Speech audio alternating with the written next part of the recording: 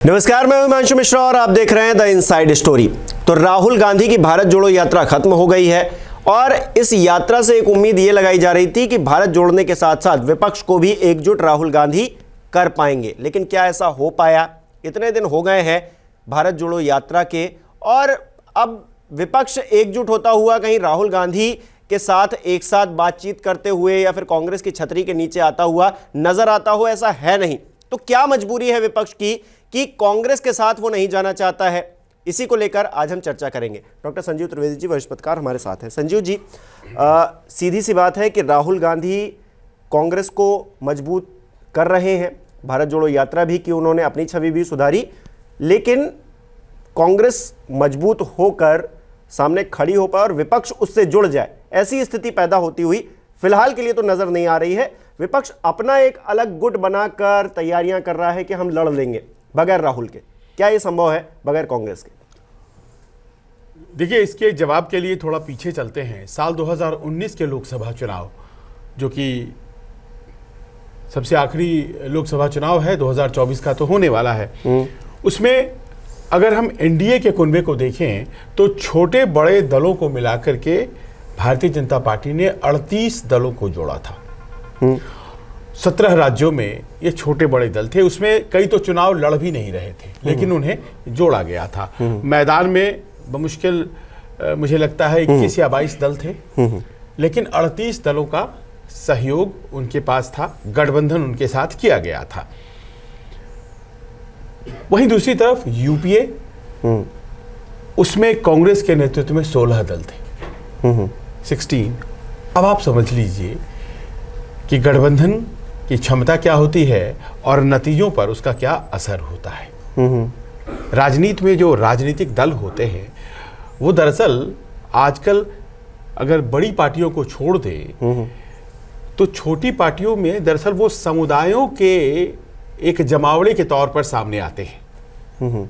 विभिन्न समुदायों को जोड़ करके उनके लोग एक साथ हो जाते हैं और कभी कभी तो एक ही समुदाय का एक दल हो जाता है, एक ही जाति विशेष का एक दल हो जाता है। तो दरअसल राजनीति इन्हीं समुदायों को जोड़ करके उनके हित की बात करने की और उन्हें कन्विंस करने की, हम ही हैं जो आपके हित की बात कर रहे हैं, ये होती है। पर इसमें खतरा ये हो जाता है कि जब बहुत से दल हो जाते हैं तो फिर वोटों का विखंडन जो होता है वो एक मूल प्रश्न बन जाता है।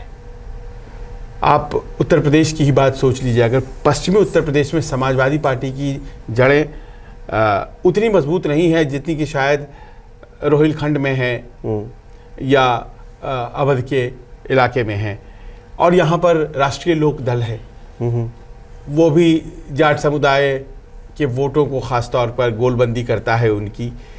तो अब दिक्कत ये है कि समुदायों को जोड़ेंगे तभी जाकर के गठबंधन मजबूत और बड़ा बनता है। अगर दल नहीं जुड़ेंगे तो फिर क्या होता है कि आप विचारधारा की तो बात करते रहिए, लेकिन अगर दल एक दूसरे से नहीं जुड़ते हैं तो उस दल को तो फायदा ही होगा जिसके साथ ज्यादा लोग हैं। आज की तारीख में अगर एनडीए के पास उस तरह से लोग नहीं हैं, वो अपने आप को कमजोर पा रही है क्योंकि बड़े बड़े गठबंधन सहयोगी हट गए हैं, तो क्या उसका फायदा उठाने की स्थिति में कांग्रेस और दूसरे तमाम विपक्षी दल हैं? विचारधारा सभी विपक्षी दलों की कमोबेश एक है कि गैर भाजपा सरकार बनानी है, लेकिन ये तो आप भी मानेंगे कि दरअसल ये विचारधारा तक है।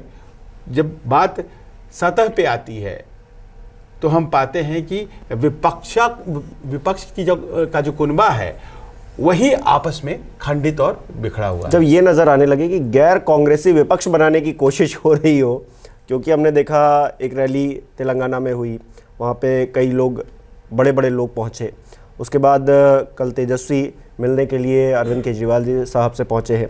यानी कि बिहार से लेकर, मतलब नॉर्थ से लेकर साउथ तक तैयारी यही हो रही है कि हम एक विपक्ष बना लें, जिसकी अगुवाई केसीआर करेंगे या कौन करेगा पता नहीं, या फिर सभी बराबर रहेंगे, एक समान जोर लगाया जाएगा। लेकिन कांग्रेस उसमें शामिल हो रही हो या फिर उसमें कहीं उसकी भूमिका हो, जब ये नज़र नहीं आता है तो सवाल यही उठता है कि क्या कांग्रेस के बगैर ये विपक्ष भारतीय जनता पार्टी, जिसका एक नेतृत्व है, मजबूत नेतृत्व है, उसके पास एक चेहरा है, उससे लड़ पाएगा क्या? देखिए, विपक्ष एकजुट अगर केवल बीजेपी को हराने के लिए होगा तो जनता को लगता है कि ये तो केवल हराने के लिए एक व्यक्ति को जमा हो रहे हैं, तो शायद माकूल नतीजे नहीं आते हैं। लेकिन अगर सोच एक होती है, विचार एक होता है, लक्ष्य एक होता है, तो फिर वो जमात तैयार हो जाती है और फिर लोग भी उसके साथ हो जाते हैं। दरअसल कांग्रेस के साथ नहीं जुड़ने की वजह, और वो बड़ा स्पष्ट है कि लोग साथ नहीं आना चाह रहे कांग्रेस के।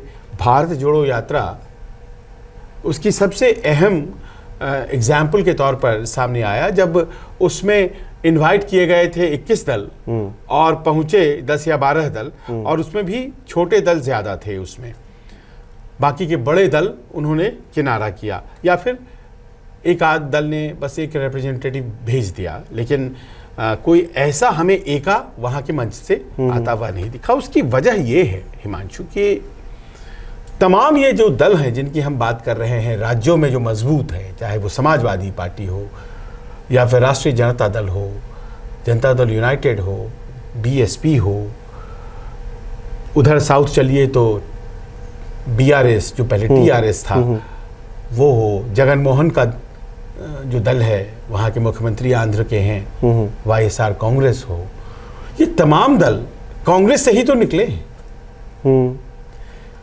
तो जब कांग्रेस से निकले हैं ये दल और उन्हीं का वोट बैंक आज इनके पास है, कांग्रेस का ही वोट बैंक पास में है, तो अगर वो कांग्रेस के साथ जुड़ जाते हैं, कोई गठबंधन तैयार कर लेते हैं, अगर ममता बनर्जी कुछ इस तरह का राष्ट्रीय स्तर पे कर देती हैं, तो कांग्रेस और तृणमूल कांग्रेस की जो पहचान है वो एक दूसरे में मर्ज कर जाती है।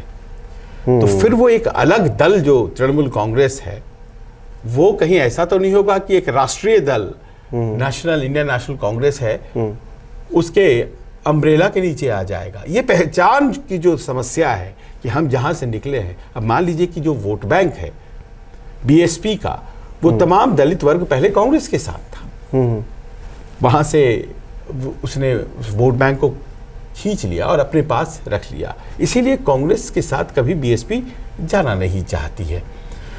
तमाम जो मुस्लिम सपोर्ट है वो कांग्रेस के साथ था उत्तर प्रदेश में और बिहार में, समाजवादी पार्टी ने वहां से खींच करके उसे अपना बनाया है। अगर वो साथ चले जाते हैं तो फिर पता चला कि कांग्रेस में ही रह गया वो सपोर्ट बेस, और इस रिस्क को नहीं लेना चाहते हैं ये तमाम दल जिनकी बात आप कर रहे हैं। जो विपक्ष है भारतीय जनता पार्टी को टक्कर तो देना चाहते हैं पर कांग्रेस से दूरी बना करके रखना चाहते हैं। त्रिपुरा में तो कम्युनिस्ट और कांग्रेस एक हो गए। देखिए, आप इस बात को मानिए कि इंदिरा जी के काल के बाद जब से खासतौर पर भारतीय जनता पार्टी राष्ट्रीय परिदृश्य में बहुत मजबूती से उभरी है, जो वामपंथ और कांग्रेस का जो अंतर है वो घटता चला जा रहा है, और कांग्रेस भी एक लेफ्ट ऑफ सेंटर, पहले वो मध्यमार्गी पार्टी मानी जाती थी पर वो लेफ्ट ऑफ सेंटर यानी कि वो लेफ्ट की तरफ का झुकाव रखने वाली पार्टी बनकर अब जो है लोगों के सामने आती जा रही है। और इसी कारण से वो कई बार एडजस्टमेंट कर रहे हैं। लेफ्टिस्ट का कांग्रेस के साथ बहुत अच्छा रहता है, और आप याद करें 2004 की सरकार वामपंथियों की वजह से ही तो बन पाई थी। 143 सीटें लेकर के कांग्रेस आई थी और 63 सीटें वामपंथी लेकर के आए थे, पश्चिम बंगाल से लेकर केरल और त्रिपुरा सब जीतते हुए, और उनके मदद से उन्होंने सरकार बनाई, हालांकि बाद में टूट गई थी।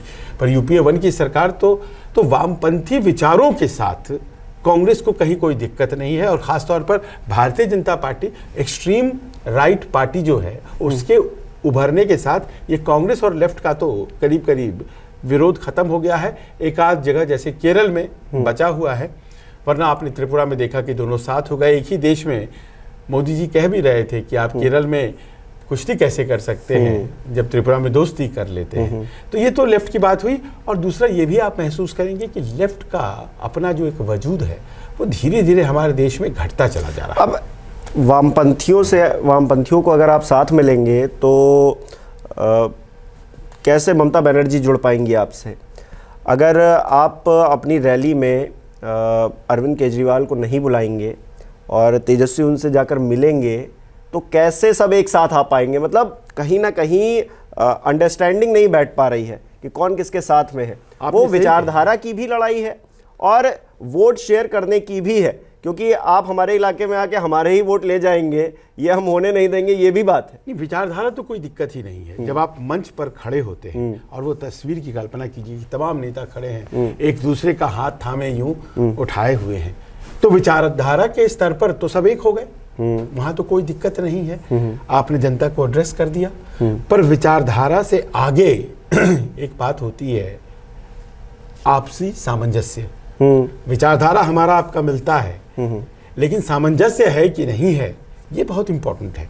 सामंजस्य इसीलिए नहीं बन पाता है कई दफे क्योंकि वोट बैंक कॉमन हो जाते हैं, और जो वोट बैंक कॉमन है, फर्ज करें कि उत्तर प्रदेश में एसपी यानी कि समाजवादी पार्टी और बीएसपी बहुजन समाज पार्टी के बीच एक कॉमन फैक्टर है मुस्लिम वोट बैंक। अब ये दोनों दल मुस्लिम वोट बैंक के सबसे बड़े कह सकते हैं कि दावेदार हैं। कांग्रेस इसमें बहुत पीछे चली गई है। अगर वो कांग्रेस को भी ले आते हैं साथ में तो दावेदारी करने वाला एक तीसरा दल भी आ जाता है। इसीलिए आपने देखा होगा कि 2019 के चुनाव में कांग्रेस और बीएसपी और समाजवादी पार्टी में समाजवादी पार्टी और बीएसपी तो मिल गए थे, कांग्रेस नहीं मिली। लेकिन फिर बीएसपी को यह महसूस हुआ कि अरे ये तो बहुत गड़बड़ हो जाएगी बात, कि हम अगर सपा के साथ रह गए तो सपा आज के डेट में हमसे बड़ी पार्टी है, तो फिर कहीं ऐसा ना होगा मेरा वोट बैंक उधर चला जाए। और ये उन्हें एक कड़वा अनुभव 2022 के विधानसभा चुनाव में उत्तर प्रदेश में हुआ, जब तमाम अकलियत वोट बैंक सीधे समाजवादी पार्टी नेता अखिलेश को समर्थन करता है। उनकी सीट संख्या बढ़कर हो गई 111 और बीएसपी की एक सीट हुई, मात्र एक सीट, और कहते हैं कि वो भी कैंडिडेट की वजह से हुई। इस कारण से अब आप सुन रहे होंगे मायावती जी को कहते हुए कि हम तो किसी के साथ नहीं जाएंगे, हम तो अकेले लड़ेंगे। और ये देखते हुए कि दबाव बढ़ रहा है, कांग्रेस के साथ जाना पड़ सकता है, तो अब तो सपा प्रमुख अखिलेश भी कहने लगे हैं कि हमें किसी बड़े दल के साथ नहीं जाना है। यही यूपी के दो लड़के 2017 में चुनाव लड़ रहे थे, पर अब एक नई यात्रा गुजरने वाली है उत्तर प्रदेश होकर के। लेकिन अखिलेश ये तो नहीं कह रहे हैं, उत्तर प्रदेश होकर के ये भारत जोड़ो यात्रा का द्वितीय संस्करण निकलने वाला है और कुछ महीनों बाद राहुल गांधी गुजरेंगे। लेकिन उनके नेता ये कहते हैं कि साहब देखिए वो दूसरे राजनीतिक दल का कार्यक्रम है, हमें उससे क्या मतलब है।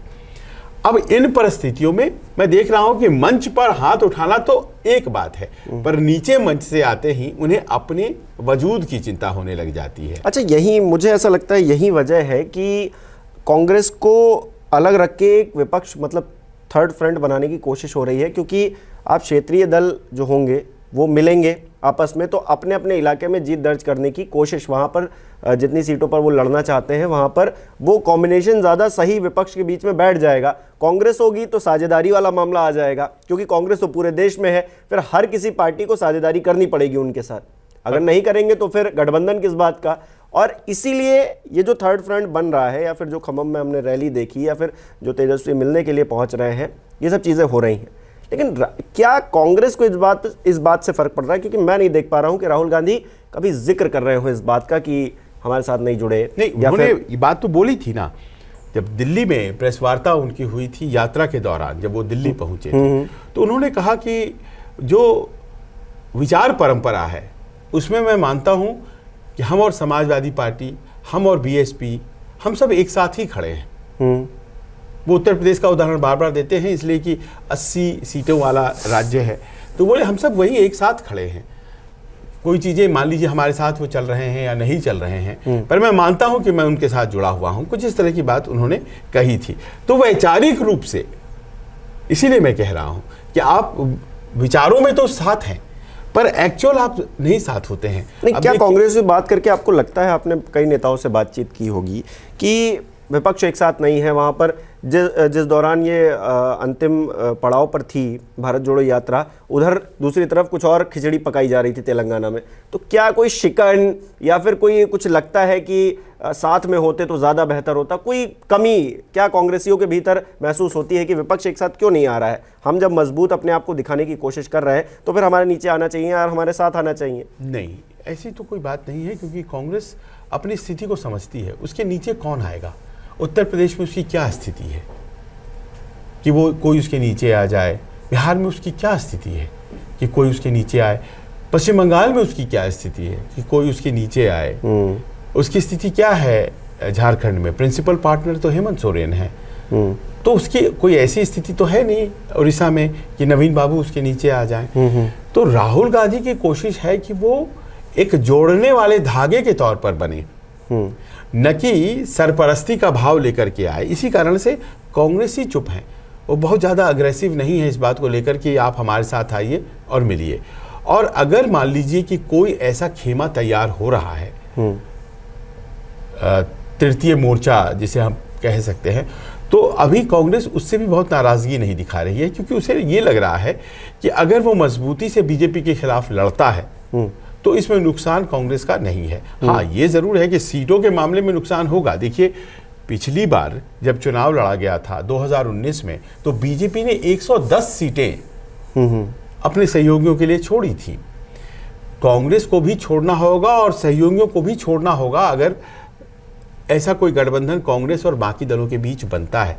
लेकिन ये लड़ाई जो है वो समानांतर चल रही है कि एक तरफ तो ये जो क्षेत्रीय छत्रप है ये बीजेपी से लड़ते हैं, क्योंकि बीजेपी उनके राज्य में मजबूत होती चली जा रही है, पर दूसरी तरफ वो कांग्रेस से भी लड़ते हैं, क्योंकि कांग्रेस पहले उनके राज्य में उतनी ही मजबूत थी जितनी कि बीजेपी थी। तो कहीं दोबारा से वो मजबूत ना हो और विपक्ष को टक्कर देने की जिम्मेदारी अपने ऊपर न ले ले। कहीं ऐसा ना हो कि उत्तर प्रदेश में मुस्लिम समाज खिसक करके कांग्रेस के पक्ष में चला जाए, कहीं ऐसा ना हो कि बिहार में आरजेडी को छोड़ करके मुस्लिम समाज चला जाए उस तरफ कांग्रेस के पास, कहीं ऐसा ना हो कि दलित समुदाय बीएसपी से छिटक करके निकल जाए कांग्रेस की तरफ। तो इस बात का ख्याल भी रखती है और इसी कारण से ये जो एक एडजस्टमेंट है उसमें दिक्कत आ रही है। आप जानना चाहेंगे कि नतीजे क्या हो सकते हैं इसके?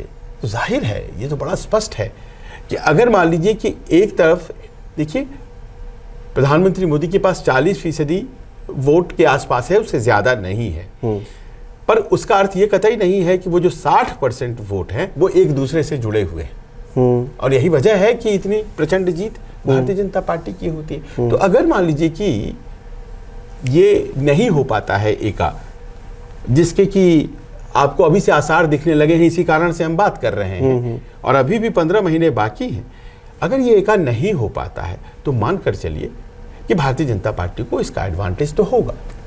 और भारतीय जनता पार्टी को एडवांटेज होगा, ये क्या क्षेत्रीय दलों को नहीं पता है या फिर राहुल गांधी को या कांग्रेस को नहीं पता है? पता तो सबको है। जब हम यहाँ पर सामने से देखकर परिस्थिति को समझ सकते हैं, वो तो उस परिस्थिति में है ही, क्या उनको ये समझ में नहीं आ रहा है? हाँ, देखिए, इस बात को महसूस कीजिए कि हम जितनी दूर देख पा रहे हैं, हमसे शायद वो ज्यादा दूर तक बिल्कुल देख रहे हैं। और वो जो ज्यादा दूर है उसमें ये लग रहा है कि हमारा वजूद चुनाव के बाद कहां पर होगा।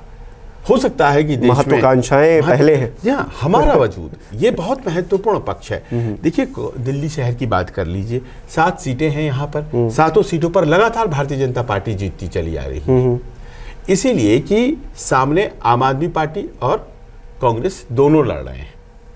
तो जो गैर भाजपा वोट है उसका ध्रुवीकरण हो रहा है, तो जीत हो रही है। जीत इसलिए हो रही है कि गैर भाजपा वोट बट रहे हैं। सपा इस बात को अच्छी तरह से जानती है, समाजवादी पार्टी अच्छी तरह से जानती है कि अगर उसने ये ऐलान किया है कि हम अकेले लड़ेंगे, बीएसपी ने भी ऐलान किया है, मायावती जी ने, कि हम अकेले लड़ेंगे, तो इसमें वोट बटेंगे। अगर वोट बटते हैं, एक तरफ बीजेपी और दूसरी तरफ कांग्रेस, बीएसपी और एसपी, ये तीनों अलग अलग लड़ते हैं, तो फायदा किसका होगा? इसके लिए बहुत ज्यादा रॉकेट साइंस की जरूरत नहीं है। बावजूद इसके अगर वो ऐसा कर रहे हैं तो कहीं ना कहीं उनको अपने वजूद की भी चिंता है। आपको युद्ध जीतना है बहुत आगे का, तो अगर एक बैटल हार जाते हैं तो उसके लिए परेशान नहीं होना है। कांग्रेस या राहुल गांधी ज़्यादा कोशिश इसलिए नहीं कर रहे हैं कि हमारी छतरी के नीचे सब आ जाओ। वो कह रहे हैं हम इस बार जो है अकेले ही इनिंग खेलेंगे, अकेले ही बल्ला उठा लिया है राहुल गांधी ने, और मुद्दे भी उनको कुछ मिल गए हैं हाल फिलहाल में, उस पर बैटिंग कर रहे हैं आजकल, लगातार कर रहे हैं, बिल्कुल मतलब कोई मौका छोड़ना नहीं चाह रहे हैं। हाँ, पर देखिए उनके कुछ राज्यों में तो अच्छे गठबंधन चल रहा है, जैसे तमिलनाडु में ठीक ठाक बढ़िया गठबंधन उनका चल रहा है। उन्होंने गठबंधन का एक प्रयास कर्नाटक में किया था HD देवेगौड़ा की पार्टी के साथ, तो JDS, तो उनके साथ भी संभावनाएं हैं कि प्री पोल या पोस्ट पोल गठबंधन, वहाँ कर्नाटक में चुनाव भी है, वहाँ भी अच्छा चल रहा है। आप चले आइए अगर बिहार, तो आप पाएंगे कि यहाँ पे उनका गठबंधन ठीक ठाक चल रहा है, वो सत्ता में है। त्रिपुरा में गठबंधन हो गया और कह रहे हैं कि बड़ा अच्छा चुनाव लड़ रहा है वो गठबंधन, कांग्रेस और CPM का। झारखंड में उनकी सरकार चल रही है, वो गठबंधन की सरकार है, वहाँ भी वो बेहतर कर रहे हैं। उन्हें ये लगता है कि बाकी के जितने राज्य हैं, जैसे कि जम्मू कश्मीर, एक संभावना बन गई है वहाँ पर, क्योंकि जिस तरह से यात्रा में महबूबा मुफ्ती शामिल हो रही हैं और जम्मू कश्मीर में फिर से गुलमर्ग की यात्रा पे है वो तो। हाँ, गुलमर्ग पहुँच गए। तो ऐसे में राजनीतिज्ञ जब जाते हैं तो केवल स्कीइंग के लिए नहीं गए होंगे, कुछ और भी बातें जरूर होंगी। तो उनके गठबंधन यहाँ वहाँ चल रहे हैं, ये एक तय है। पर सबसे बड़ी बात ये है, देखिए महाराष्ट्र में भी गठबंधन है उनके पास, वो जैसे भी है लेकिन वो है। सबसे बड़ी बात हिमांशु है उत्तर प्रदेश, और ये जो उत्तर प्रदेश है, यहाँ अगर मान लीजिए कि कोई गठबंधन तरीके से सामने नहीं आता है तो ये बहुत ही बड़ा नुकसान का सौदा होगा। बिहार और उत्तर प्रदेश, यहाँ तो बिल्कुल क्लियर तस्वीर है 120 सीटों की, कि कांग्रेस बिल्कुल मतलब ना के बराबर है। अब ऐसे में यहाँ पे अगर अच्छा करते हैं गठबंधन, तो और राज्यों में भी शायद संदेश जाए और उसका फ़ायदा आगामी जो चुनाव है उसमें मिल पाए। देखिए ये कयास है, पर अभी तो फिलहाल इस दृश्य में जो कि फिलहाल बना हुआ है उसमें तो बिहार में तो 40 सीटों पर मान लीजिए कि वो 7 दलों का गठबंधन है, तो वो अगर उस तरह से रह जाता है तो वो एक दूसरे के साथ बहुत अच्छी टक्कर देंगे, NDA और UPA वाले वहाँ पर उत्तर प्रदेश में अगर मान लीजिए अलग अलग लड़ते हैं तो भारतीय जनता पार्टी को यकीनन फायदा होगा। और हो सकता है कि अगर वो इस बार 62 सीटें और सहयोगियों के हिसाब लेकर के 65 सीटें जीती है, वो ज़्यादा भी बढ़ सकती हैं, क्योंकि वोटों का ध्रुवीकरण होता है तो नुकसान तो विपक्ष को ही होगा। इसलिए उत्तर प्रदेश जो है वो पूरे विपक्ष के गुणागणित का सबसे मुख्य धुरी है, और अगर वहां से कोई बात बनती है तो संभवतः पूरे देश में विपक्षी दलों को संदेश जा सकता है। चलिए, बहुत बहुत शुक्रिया संजीव जी जुड़ने के लिए। और हमारे दर्शक भी कमेंट करके बता सकते हैं कि आखिरकार विपक्ष की क्या मजबूरी उनको नजर आती है, क्योंकि हमने चर्चा की है, हमने बहुत सारी चीजें रखी हैं आपके सामने। आपको क्या लगता है कि क्या 2024 तक राहुल गांधी के साथ में पूरा विपक्ष आएगा, या फिर राहुल गांधी को एक तरफ, कांग्रेस को एक तरफ रख के कोई तीसरा फ्रंट बनेगा जो कि भारतीय जनता पार्टी से लड़ाई लड़ने के लिए, चुनावी जंग लड़ने के लिए आगे बढ़ेगा? हमें कमेंट करके जरूर बताएं। बहुत बहुत शुक्रिया।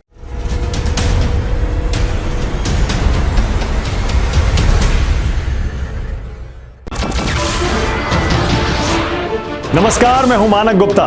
अगर आपको हमारा ये वीडियो पसंद आया हो तो इसे लाइक और शेयर जरूर करें, और हां, हमें सब्सक्राइब और फॉलो करना ना भूलें ताकि आप देश और दुनिया की कोई खबर मिस ना करें। तो जुड़े रहिए हमारे साथ और देखते रहिए News 24।